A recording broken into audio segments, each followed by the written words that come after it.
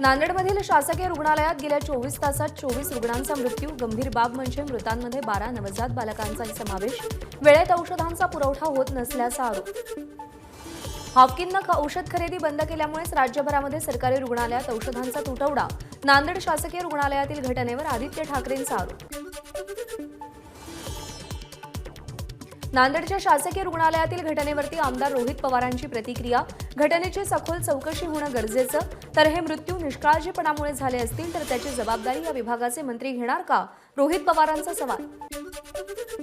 रुग्णालयात कोणत्याही औषधांची कमतरता नाही। रुग्ण अतिशय क्रिटिकल परिस्थितीत रुग्णालयात दाखल झाले होते। 12 मुलांना गंभीर व्याधींमुळे त्यांचा मृत्यू झाला। नांदेडच्या शासकीय रुग्णालयातील मृत्यूंवर रुग्णालयाचे अधिष्ठाता डॉक्टर वाकोडे यांचं स्पष्टीकरण। नांदेडमधील घटनेच्या चौकशीसाठी समिती नेमणार। वैद्यकीय शिक्षण मंत्री हसन मुश्रीफ यांची माहिती। मुश्रीफ नांदेडच्या रुग्णालयात जाऊन पाहणीही करणार। या प्रत्येक मृत्यूची सखोल चौकशी करण्याची गरज। एका दिवसात एवढे मृत्यू होत असतील तर त्याचं गांभीर्य मुख्यमंत्री आणि यंत्रणेनं लक्षात घेऊन तात्काळ चौकशीचे आदेश देणं अपेक्षित। सुप्रिया सुळेंची नांदेड रुग्णालय मृत्यू प्रकरणी मागणी। राज्यामध्ये 2 भटजी आडवे येत आहेत, त्यामुळे ठाकरेंबरोबर निर्णय होत नाही। प्रकाश आंबेडकरांचा राष्ट्रवादी आणि काँग्रेसला टोला। इंडियामध्ये जायला आवडेल, मात्र राहुल गांधी निर्णय घेऊ शकत नाहीत। प्रकाश आंबेडकरांचा आरोप। 2 जण लग्नास उत्सुक असतील तर भटजी अडथळा करत असेल तर पळून जाऊन दोघांनी लग्न करणं हा पर्याय। आंबेडकरांच्या आघाडीमध्ये समावेश करण्याच्या मुहूर्तावर 2 भटजी अडथळे करत असल्याच्या विधानावर जयंत पाटलांची टीका। मनोज जरांगे पाटील 2 दिवस लातूर जिल्ह्यामध्ये दौऱ्यावर। अहमदपूर इथं सुरू असलेल्या साखळी उपोषणाला भेट देणार, तर सभेलाही संबोधित करणार। मुख्यमंत्री एकनाथ शिंदे यांचा दादरमधील कासारवाडी स्वच्छता कामगार वसाहतीचा पाहणी दौरा। कामगार वसाहतीचं गेल्या अनेक वर्षांपासून पुनर्वसन प्रलंबित। सुप्रिया सुळेंना आत्ताच विदर्भाची आठवण झाली का? सुप्रिया सुळेंच्या 3 दिवसांच्या विदर्भ दौऱ्यावर फडणवीसांची टीका। आदित्य ठाकरे यांनी खोटं बोलण्याची शिकवणी लावली आहे, त्यामुळे ते तसं बोलतायत। राहुल नार्वेकर यांचा हा दौरा आदित्य ठाकरे यांनी ट्विट करण्यापूर्वीच रद्द झाला होता। शालेय शिक्षण मंत्री दीपक केसरकर यांचा आदित्य ठाकरेंवर हल्लाबोल। दीपक केसरकरांनी शिक्षक संघटनांची तातडीची बैठक बोलावली। शाळा दत्तक घेण्याच्या निर्णयावरून नाराजी दूर करणार। शिक्षण खात्याच्या निर्णयाविरोधात शिक्षक संघटना आक्रमक। दीपक केसरकर पुढचे 2 दिवस राज्यातल्या शिक्षक संघटनांसोबत बैठक घेणार। जर गांधींना अभिवादन करायचं असेल तर इंडिया आघाडीनं स्वच्छता अभियानामध्ये सहभागी व्हायचं होतं। नकली इंडिया अलायन्स म्हणत भाजपचे आमदार आशिष शेलार यांची इंडिया आघाडीच्या पदयात्रेवर टीका। वाशिम जिल्ह्यामध्ये उद्धव ठाकरे गटाच्या होऊ द्या चर्चा अभियानाचा दुसरा टप्पा। केंद्र आणि राज्य सरकारच्या फसव्या योजनांचा भांडाफोड करण्यासाठी अभियानाचं आयोजन केल्याचा दावा। बिहार राज्याच्या धर्तीवर महाराष्ट्रामध्ये जातनिहाय जनगणना करावी। ओबीसी नेते प्रकाश अण्णा शेंडगेंची मागणी। 1901 मध्ये कुणबींच्या नोंदी मात्र कागदोपत्री पुरावे नसल्याची माहिती। निजामकालीन मराठा समाजाच्या आरक्षणाचा कोणताही पुरावा नसल्याचं समोर। न्यायमूर्ती शिंदे समिती मराठवाड्याला भेट देणार। सांगली भाजपच्या माजी जिल्हाध्यक्षांकडून आराराबांच्या कुटुंबियांच्या उपोषणाला जाहीर पाठिंबा। राजकीय चर्चेला उधाण। आमदार रोहित पवारांनी पुण्यातील कारखान्यावरील नोटिशीला हायकोर्टामध्ये आव्हान देत दाखल केलेल्या याचिकेवर आज सुनावणी। 72 तासात काम बंद करण्याच्या नोटिशीवर सरकारच्या वतीनं हायकोर्टात भूमिका मांडली जाणार। नाशिकमधील कांदा व्यापाऱ्यांची बैठक संपन्न। प्रशासनाच्या अल्टिमेटम नंतर व्यापाऱ्यांचं एक पाऊल मागे। बैठकीमध्ये कांदा लिलाव सुरू करण्याचा निर्णय। नाशिकमधल्या मनमाडमध्ये बाजार समितीची बैठक तोडग्याविनाच पार पडली। व्यापारी आपल्या भूमिकेवर ठाम, तर लिलाव सुरू करण्याचे बाजार समितीचं आवाहन। मराठा आरक्षणासाठी नांदेडच्या जिल्हाधिकारी कार्यालयासमोर महिलांचं आंदोलन। काँग्रेसचे नेते अशोक चव्हाण यांनी आंदोलकांची भेट घेतली।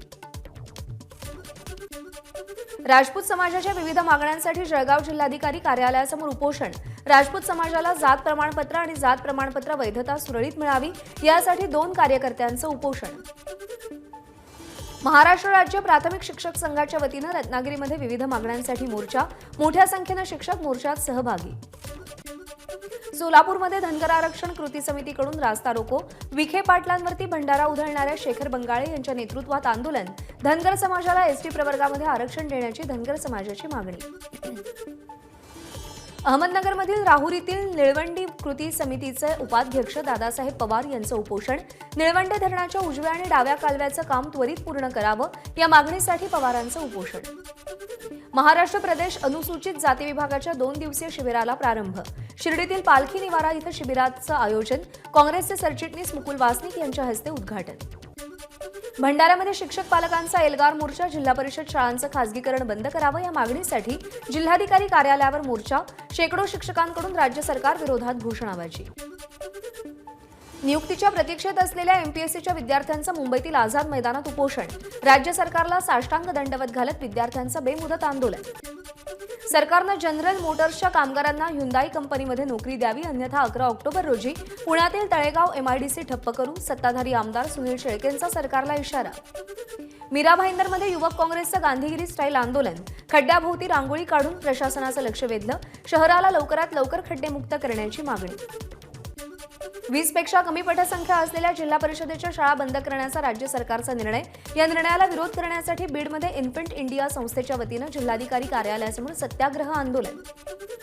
राष्ट्रपिता महात्मा गांधी यांच्या जयंतीनिमित्त अमरावती महानगरपालिकेतर्फे स्वच्छतेचा संदेश देण्यासाठी रॅली. रॅलीमध्ये महानगरपालिकेच्या वरिष्ठ अधिकारी कर्मचारी यांच्यासह शाळकरी विद्यार्थ्यांचा सहभाग. सलगच्या सुट्ट्यांमुळे पंढरपूरमध्ये विठुरायाच्या दर्शनासाठी रांगा. पितृपंधरवडा असूनही सुट्ट्यांमुळे गेल्या 5 दिवसांपासून पंढरपूरमध्ये यात्रेचं स्वरूप. पुण्यातील इंदापूरमधील वीरश्री मालोजीराजे भोसले यांच्या ऐतिहासिक गढीचा बुरुज ढासळला. सततच्या पावसामुळे गढीच्या पूर्वेकडील प्रवेशद्वारावरचा बुरुज ढासळला. नगर परिषदेनं तातडीनं बुरुज दुरुस्त करावेत, शिवप्रेमींची मागणी.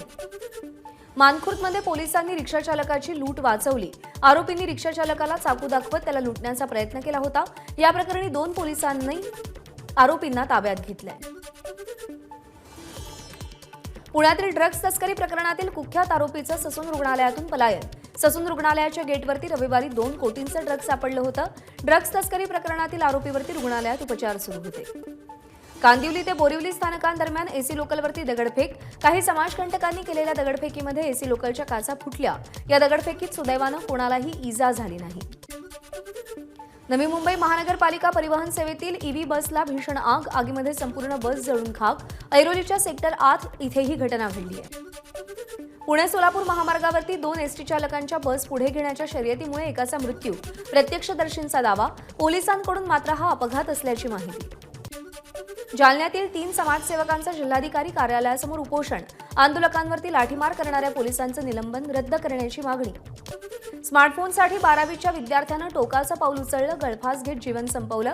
सोलापुरातील कुसूर गावातली धक्कादायक घटना. पालघरमध्ये पाकिस्तान जिंदाबादचं स्टेटस ठेवणाऱ्या तरुणाविरोधात गुन्हा दाखल. बोईसरमधील काही संघटना आक्रमक होऊन रस्त्यावर उतरल्यानंतर तरुण ताब्यात. नांदेडमध्ये गावठी पिस्तूल विकणाऱ्या टोळीला अटक. आरोपीकडून 7 पिस्तूल आणि 116 जिवंत काडतुसं जप्त. लोकल क्राईम ब्रांचची कारवाई. छत्रपती संभाजीनगरमध्ये समृद्धी महामार्गावरती टोलनाक्यावरील परप्रांतीय कर्मचाऱ्याला मारहाण. टोलनाक्यावरच्या कर्मचाऱ्यांना धमकी देणाऱ्याला महिनसैनिकांचा चोप. अहमदनगरच्या बाभुळगाव खालसामध्ये गावाला स्मशानभूमी नसल्यानं भर पावसात रस्त्यावरच अंत्यविधी करण्याची वेळ. अनेक वेळा स्मशानभूमीची मागणी करूनही स्मशानभूमी मिळत नसल्यानं ग्रामस्थांकडून संताप व्यक्त. अभिनेता विवेक ओबेरॉयची 1,55,00,000 रुपयांची फसवणूक. विवेक ओबेरॉयला गंडा घालणाऱ्या एकाला अटक. संजय शहा असं अटक केलेल्या आरोपीचं नाव. मुंबईतील अंधेरी पूर्वमधल्या मुकुंद हॉस्पिटलच्या इमारतीला आग. आगीमध्ये एटीएम मशीन आणि मेडिकल स्टोअर सोबत 2 घरं जळून खाक. सुदैवानं आगीमध्ये कोणतीही जीवितहानी नाही. एबीपी माझा, उघडा डोळे बघा नीट.